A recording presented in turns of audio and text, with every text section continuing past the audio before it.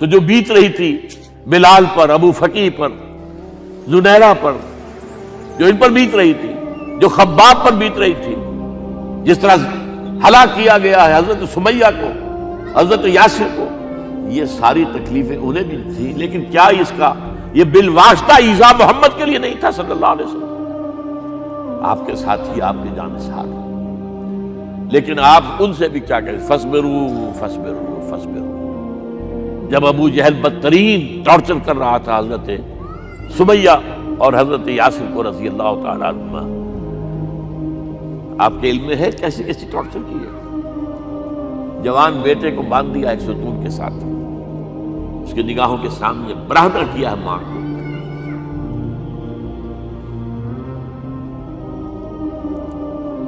ہاتھ میں ایک مورتی ہے،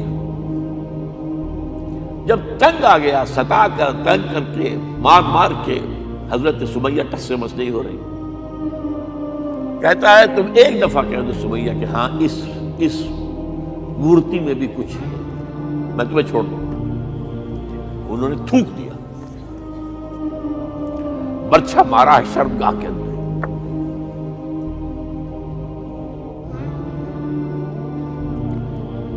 کتنی تکلیف پہنچی ہوگی ان کو، لیکن آپ گزر رہے اصبروا یا آل یاسر فإن موعدکم الجنہ، اے یاسر کے گھر والوں صبر کرو، تمہارے استقبال کی تیاریاں ہو رہی ہیں جنت میں۔ یہ سیرت کوئی بناتا سناتا ہے، یہ سیرت یاسر کے ساتھ کیا کیا ہے؟ 4 اونٹ نر سانڈ، اور ان کے ساتھ رسے باندھ کر ایک رسے سے ان کا ایک بازو باندھا، ایک سے دوسرا بازو، ایک سے ایک ٹانگ دوسرے سے دوسری ٹانگ، انہیں دوڑایا ہے کہ پرکھتے ہو جیسے۔ یہ دین ایسے ہی قائم نہیں ہوا۔ عدل و انصاف کا نظام ٹھنڈے ٹھنڈے قائم نہیں ہوتا، گھر میں آرام سے قبائلی زندگی تھی نا۔ بنو ہاشم چونکہ حضور کو پشت پناہی چھوڑنے کو تیار نہیں ہوئے، ابو طالب نے آخری وقت تک بھی ساتھ نہیں چھوڑا۔ ہاں آخری وقت کے قریب ایک بات ہو گئی تھی، ایک مرتبہ تو ہوا کہ وفد آیا ہے قریش کا کہ اپنے بھتیجے کو روک لو، وہ ہمارے معبودوں کی توہین کرتا ہے۔ ابو طالب نے بلایا اور آپ سے کہا کہ یہ اپنے رویے کو بدلے۔ آپ نے فرمایا چچا جان، اب تو چاہیے میرے ایک ہاتھ پر سورج اور دوسرے پر چاند رکھ دے، میں اپنے اس مشن کو چھوڑ نہیں سکتا۔ یہ ہے استقامت۔ اور ابو طالب کے عین انتقال کے وقت جو معاملہ ہوا، جب وفد آیا ہے کہ ٹھیک ہے اب ہمارا جو ہے صبر کا پیمانہ لبریز ہو گیا ہے، اب ٹھیک ہے آ جاؤ میدان میں، تم بھی ساتھ چھوڑنے کو تیار نہیں ہو۔ ابو طالب نے بلایا، بھتیجے مجھ پر اتنا بوجھ نہ ڈالو جو میں برداشت نہ کر سکوں۔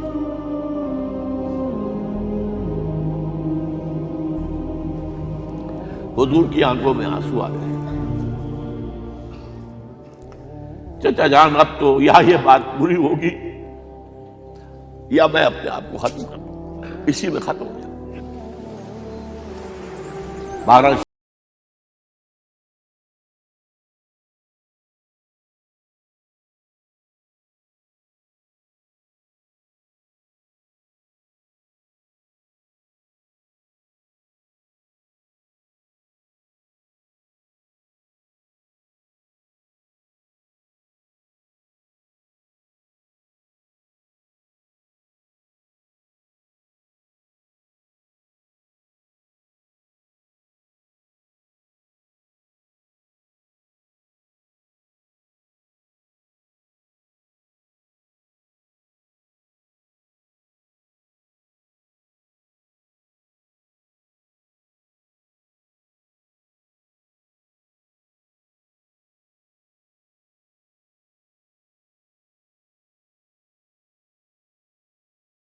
12طائف میں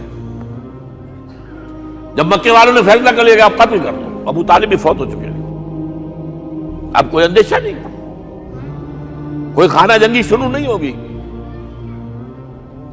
کوئی انٹرا ٹرائبل وار نہیں ہوگی۔ تو آپ طائف گئے ہیں، شاید وہاں کے 3 سردار تھے بڑے، اور یہ طائف اصل میں قریشی کا سمجھیے کہ یہ ان کا گرمیوں کا یہ صحت افزا مقام تھا۔ یہ تمام جو سردار تھے مکے کے، ان کی جائیدادیں وہاں کی باغات تھے، اور وہاں کے بھی 3 سردار تھے، تو شاید ان میں سے کسی کو اللہ توفیق دے دے۔ وہاں گئے ہیں اور صرف ایک ساتھ ہیں، حضرت زید بن حارثہ، حضرت ابوبکر بھی ساتھ نہیں، سائے کی طرح ساتھ رہنے والا بھی ساتھ نہیں تھا۔ وہاں جا کر جو آپ نے تینوں سے بات کی ہے، تینوں نے وہ باتیں کہی ہیں جو کلیجے کو چیر جائیں۔ تمہارے سوا کوئی اللہ کو نہیں ملا تھا رسول بنانے، جاؤ چلے جاؤ۔ ایک کہتا ہے فوراً چلے جاؤ یہاں سے، اس لیے کہ ہو سکتا ہے کہ تم سچے ہو تو کہیں میں تمہاری توہین نہ کر دوں، اور یہ بھی ہو سکتا ہے تم جھوٹے ہو تو جھوٹے کو میں منہ نہیں لگانا چاہتا۔ 3 دن کی یہ سختی، اور اس میں کیا ہو رہا ہے، اسٹریٹ ارچنز جو کہلاتے ہیں ہمارے یہاں، ٹھوکرے گلیوں کے، انہیں اشارہ کر دیا ذرا ان کی خبر لو۔ اب وہ پتھراؤ کر رہا ہے، جیسے ہمارے ہاں کوئی آ جاتا ہے، کوئی نیم پاگل یا کوئی اور کسی طرح کا مست قسم کا آدمی، اور اس کے اوپر چھوکرے چاروں طرف ہوں اور ستا رہے ہوں۔ یہ نقشہ تھا، اور طائف کی گلیاں تھیں، اور محبوب رب العالمین تھے۔ ادھر سے پتھر آ رہے ہیں تو زید بن حارثہ رکاوٹ بن گئے ہیں، لیکن پیچھے سے آ رہے ہیں، وہ کیسے روکیں گے؟ پیچھے جاتے ہیں تو ادھر سے آ رہے ہیں۔ جسم لہو لہان ہے، خون رس رس کر زخموں سے جوتیوں میں آ کے جم گیا ہے۔ پھر وہاں سے آپ نکل کر گئے ہیں، ایک باغ میں تھوڑی سی پناہ لی ہے تھوڑی دیر کے لیے، جوتے بڑی مشکل سے اترے ہیں، خون جمع ہوا، اور وہ جو پھر دعا نکلی ہے آپ کے کلیجے کو چیر جانے والی ہے۔ اللہم الیک اشکو ضعف قوتی وقلت حیلتی وحوانی علی الناس، اے اللہ تیری جناب میں فریاد